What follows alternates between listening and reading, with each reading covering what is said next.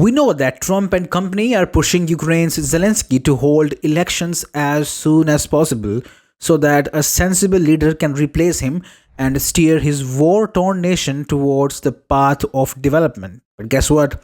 The former comedian has already proposed to tender his resignation. Zelensky on Sunday said he was willing to resign but added a dramatic touch.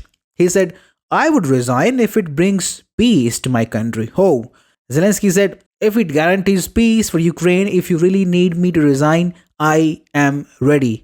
I can exchange it for NATO. Well, that is not happening. His remarks came after Trump called him a dictator without elections. Ideally, Zelensky should have responded by announcing election dates. At least you can have elections in western areas of Ukraine, thousands of miles away from the combat zones. But the supreme leader of Ukraine said, oh no, I won't hold elections. The best I can do is just step down. Wow, what a democratic leader. The truth of the matter is that Zelensky is a highly unpopular leader. Trump earlier this month said he had an approval rating of just 4%.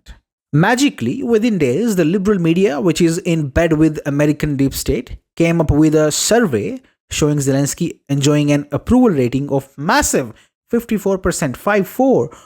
Oh, these outlets were waiting for Trump's remarks to release their so-called survey and fact-check him.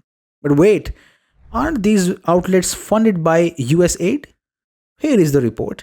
Nearly 60% of Ukraine's media outlets could shut down due to the halt in American funding, as per Kyiv's Institute of Mass Information, or the IMI.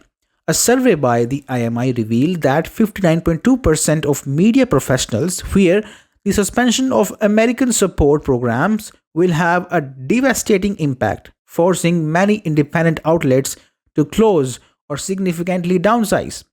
You see, now outlets like these are publishing fake, fabricated surveys to shore up the crumbling regime of Zelensky.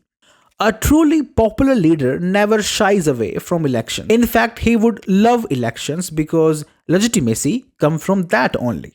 The same IMI report says that only 5% outlets in Ukraine can survive on their own without American money. US aid sustained this massive web of fake news regime inside Ukraine, Russia, and Belarus in the name of supporting free speech.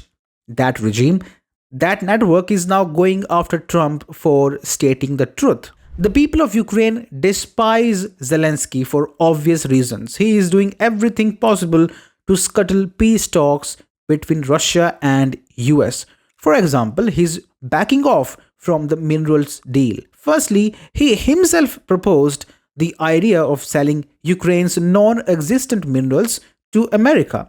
Trump fell for it and agreed. Later reports came out that there are no minerals in Ukraine as such, and extracting them is a costly affair. And when Trump greenlighted the deal, Zelensky backed off, saying it lacked security guarantees.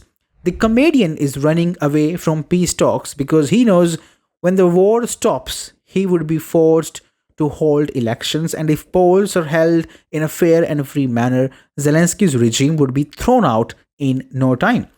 A new administration may then reveal the true size of Zelensky's corruption and expose his policy to fill his own coffers at the expense of his beautiful nation.